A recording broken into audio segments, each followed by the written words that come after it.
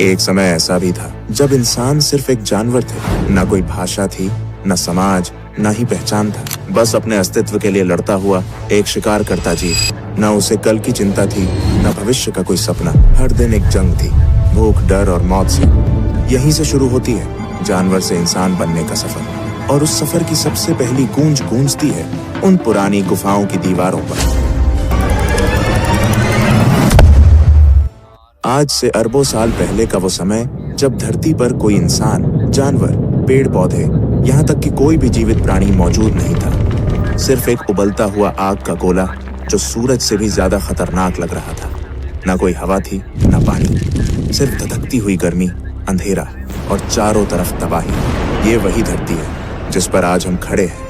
लेकिन तब इसका वातावरण इतना विषैला और गर्म था कि जीवन का कोई सवाल ही नहीं उठता था।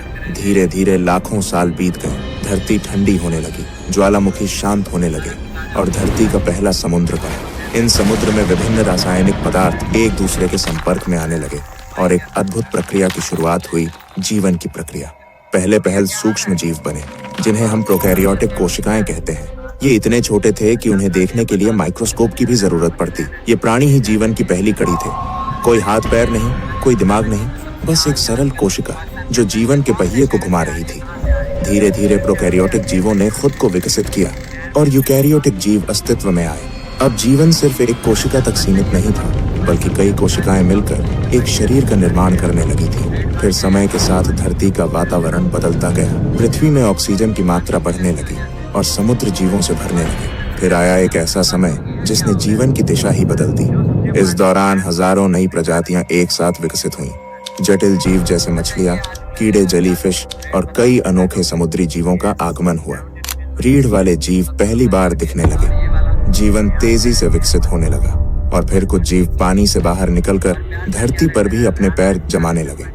कुछ मछलियां विकसित होकर उभयचर यानी एम्फिबियंस बन गईं, जिन्हें पहले पानी और फिर धीरे धीरे जमीन पर रहने की ताकत मिली। फिर आए सरीसृप यानी रेप्टाइल्स। ये वो जीव थे जिन्होंने धरती पर राज करने की शुरुआत की। इन सभी के बीच धीरे धीरे विकसित हुआ एक ऐसा समूह जिसने आगे चलकर पृथ्वी के सबसे बड़े साम्राज्य को जन्म दिया, डायनासोर। धरती का सबसे दिलचस्प दौर जब डायनासोर पूरी पृथ्वी में राज करते थे, जो लगभग 23 करोड़ साल पहले शुरू हुआ था। डायनासोरों की दुनिया सिर्फ एक जैसे विशाल जीवों की नहीं थी, बल्कि ये एक पूरी जैव विविधता से भरी दुनिया थी, जिसमें हर प्रकार का डायनासोर अपनी एक अलग पहचान और भूमिका निभाता था। कुछ डायनासोर शुद्ध रूप से शाकाहारी थे, जैसे ब्रैकियोसोरस, जो अपनी लंबी गर्दन से आसमान छूते पेड़ों की ऊंचाई तक पहुंच जाते और वहां के पत्तों को आराम से चबाते थे। इनके विशाल शरीर और शांत स्वभाव के बावजूद इनके चारों ओर हमेशा सतर्कता बनी रहती थी, क्योंकि शिकारी हर कोने में छिपे होते थे। वहीं ट्राइसेराटॉप्स जैसे डायनासोर अपने बड़े और मजबूत सींगों के साथ नजर आते थे, शांत स्वभाव वाले, मगर जरूरत पड़ने पर अपने दुश्मनों से टकरा जाने वाले योद्धा। दूसरी ओर मांसाहारी डायनासोरों की दुनिया कहीं ज्यादा खौफनाक थी। टायरेनोसोरस रेक्स को कौन नहीं जानता, विशालकाय जबड़े, नुकीले दांत और राक्षसी ताकत, जिसने इसे अपने समय का सबसे खतरनाक शिकारी बना दिया था। पर इससे कम खतरनाक नहीं थे वेलोसिरैप्टर्स, जो आकार में भले ही छोटे थे, मगर चालाकी, तेजी और टीम वर्क से अपने शिकार को चौंका देते थे। लेकिन डायनासोरों की कहानी सिर्फ धरती तक सीमित नहीं थी। कुछ ने आसमान में उड़ान भरी, जैसे प्टेरोडैक्टाइल्स और क्वेट्ज़लकोअट्लस, जिनके पंख इतने विशाल थे कि लगता था जैसे पूरा आकाश ही उनके कब्जे में हो। ये उड़ने वाले डायनासोर शिकार करने के लिए या लंबी दूरी तय करने के लिए आसमान में इधर उधर मंडराते रहते थे।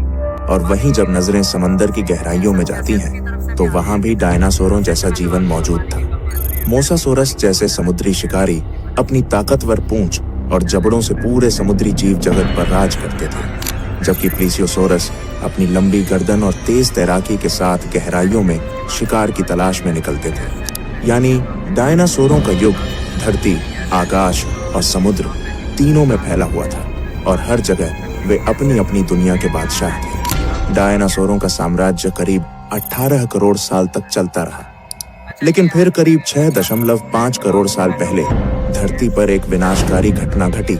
एक विशाल उल्कापिंड मेक्सिको के युकाटन प्रायद्वीप से टकराया। इस टक्कर की ताकत इतनी जबरदस्त थी कि उसने आसमान में धूल और राख का अंधेरा फैला दिया। सूरज की रोशनी धरती तक पहुंचनी बंद हो गई, तापमान गिरने लगा और सबसे पहले असर पड़ा पेड़ पौधों पर। जंगल धीरे धीरे सूखने लगे। जब पेड़ पौधे नहीं बचे तो शाकाहारी जीव भूख से मरने लगे, और जब शाकाहारी खत्म हुए तो मांसाहारी भी ज्यादा दिनों तक टिक नहीं पाए। धीरे धीरे बड़े जीवों की प्रजातियां एक एक कर खत्म होने लगीं। ऐसा लगा जैसे पूरी धरती की जीवन की कड़ी टूट रही है। और यहीं पर खत्म हो गया डायनासोरों का करोड़ों साल पुराना साम्राज्य। मगर इस तबाही के बीच धरती एक नई शुरुआत की तैयारी कर रही थी।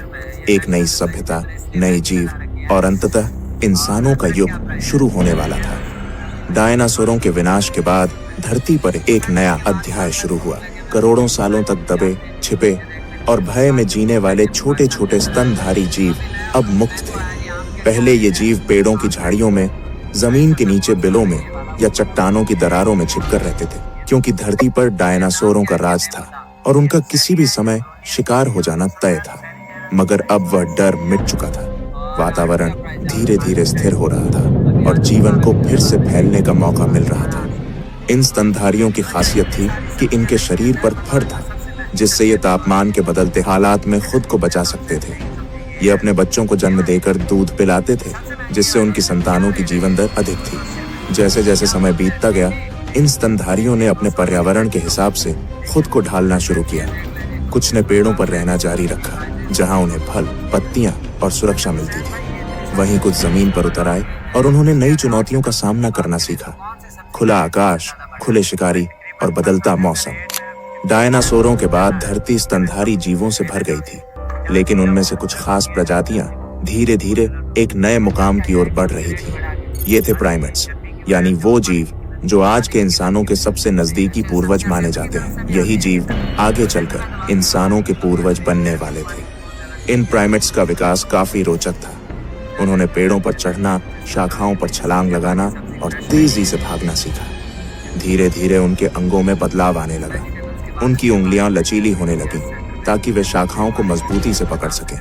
उनके हाथ अब सिर्फ पकड़ने के लिए नहीं, बल्कि चीजों को घुमा फिराकर समझने और उपयोग करने के लिए बनने लगे। सबसे महत्वपूर्ण बदलावों में से एक था आंखों की स्थिति।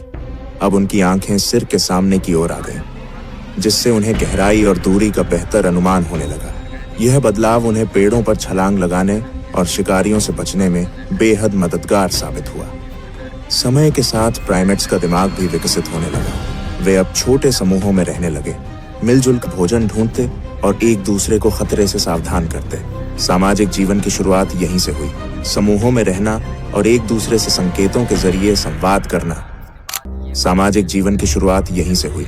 समूहों में रहना और एक दूसरे से संकेतों के जरिए संवाद करना उनके दिमागी विकास का एक बड़ा कारण बना। धीरे धीरे शरीर में और भी बदलाव आने लगे। कुछ प्राइमेट्स ने जमीन पर ज्यादा समय बिताना शुरू किया।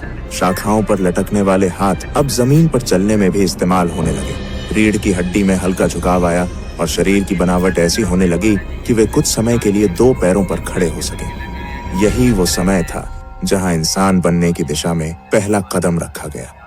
दो पैरों पर खड़े होना सिर्फ एक शारीरिक बदलाव नहीं था, ये संकेत था एक नई सोच, एक नए दृष्टिकोण और धरती पर आने वाले सबसे जटिल जीव मनुष्य की शुरुआत का। आज से लगभग 20 लाख साल पहले इंसानी विकास की यात्रा ने एक नया मोड़ लिया। होमो इरेक्टस का उदय हुआ, जिसका अर्थ है सीधा खड़ा होने वाला मानव। यह हमारे पूर्वजों की इवोल्यूशनरी कड़ी में एक बेहद अहम पड़ाव था। होमो इरेक्टस न सिर्फ दिखने में पहले के प्राइमेट्स से अलग था, बल्कि इसकी क्षमताएं भी कहीं अधिक विकसित थीं। इनका मस्तिष्क पहले की तुलना में बड़ा और अधिक जटिल हो चुका था, जिससे सोचने, समझने और समस्याओं को हल करने की क्षमता बढ़ी। इनकी सबसे खास बात थी इनका शरीर। ये पूरी तरह दो पैरों पर सीधा चल सकते थे, जिससे इन्हें लंबी दूरी तय करने में आसानी होती थी। होमो इरेक्टस ने न सिर्फ चलना सीखा, बल्कि अपने हाथों का इस्तेमाल औजार बनाने के लिए करना शुरू कर दिया। पत्थर को तराश कर हथियार बनाना, लकड़ियों से साधारण उपकरण तैयार करना, ये सब उनके जीवन का हिस्सा बन गया था। लेकिन जो चीज उनके जीवन में सबसे बड़ा बदलाव लेकर आई वो थी आग का प्रयोग। आग को नियंत्रित करना और उसका इस्तेमाल करना मानव इतिहास की सबसे क्रांतिकारी खोजों में से एक था। इससे खाना पकाना संभव हुआ, जिससे भोजन को पचाना आसान हो गया और पोषण भी बढ़ा। आग ने उन्हें ठंड से बचाया, जिससे अब वे ठंडे इलाकों में भी जीवित रह सकते थे और सबसे अहम, आग ने उन्हें रात के अंधेरे और जंगली जानवरों से सुरक्षा दी। इस सब के साथ साथ एक और सामाजिक बदलाव हुआ। अब लोग आग के चारों ओर इकट्ठा होने थर नहीं, बल्कि हाथ कुल्हाड़ी, नुकीले भाले और पत्थर की चाकू, खुरचनी जैसे औजार तैयार किए जाने लगे। ये सिर्फ औजार नहीं थे, बल्कि यह इस बात का प्रमाण थे कि इंसान का दिमाग अब पहले से ज्यादा विकसित हो रहा था। वह अब अपने पर्यावरण को समझने और उसे अपने अनुसार ढालने लगा था। समूह में रहने के अपने फायदे थे। भोजन मिल बांट कर खाया जाता, बच्चों की देखभाल पूरी टीम मिलकर करती और बीमार या बूढ़े सदस्यों की जिम्मेदारी भी सब मिलकर उठाते। यह सामूहिक जीवन इंसानी समाज की नींव बन गया। अब इंसान गुफाओं में रहने लगा था। अंदर आग जलाकर रात बिताना, ठंड से बचना और सुरक्षा महसूस करना, ये गुफाएं इंसानों के पहले घर बन चुकी थी। लेकिन गुफाएं सिर्फ ठिकाना नहीं थी, ये अब पहली कला की जन्मभूमि बनने वाली थी। दुनिया भर की पुरानी गुफाओं में आज भी ऐसे चित्र मिलते हैं जिनमें हिरन, भैंसे, हाथी और इंसानों की आकृतियां उकेरी गई हैं। इन चित्रों ने इतिहास को एक नया आयाम दिया, क्योंकि अब इंसान केवल जी नहीं रहा था, वो सोचने, महसूस करने और अपनी भावनाओं को व्यक्त करने लगा था। ये पहली बार था जब मानव ने अपने विचारों को दीवारों पर उकेरना शुरू किया, और यहीं से कला, संस्कृति और आगे चलकर पूरी सभ्यता की शुरुआत हुई। अब हम उस निर्णायक मोड़ पर आ पहुंचे हैं जहां होमो सेपियंस सिर्फ शिकार करने वाले जीव नहीं रह गए थे। अब वे धीरे धीरे इंसान बन रहे थे, एक ऐसा जीव जो सिर्फ जीने के लिए नहीं, बल्कि महसूस करने, बोलने और समझने के लिए भी जीवित था। भाषा कोई एक दिन में नहीं बनी, यह भी लाखों सालों में धीरे धीरे विकसित हुई। शुरुआत हुई इशारों से, हाथों, आंखों और चेहरे के हाव भाव से। अगर आपको ये इंसानी विकास की कहानी पसंद आई हो तो इसे दूसरों तक जरूर पहुंचाइए, क्योंकि जब तक हम अपने अतीत को नहीं जानेंगे तब तक अपने भविष्य की उड़ान को सही मायनों में नहीं समझ पाएंगे। क्योंकि जब तक हम अपनी जड़ें नहीं जानेंगे, हम अपने पंखों की कद्र नहीं कर पाएंगे। तो वीडियो को लाइक करें, चैनल को सब्सक्राइब करके हमारे साथ जुड़े और कमेंट में बताइए आपका क्या मानना है।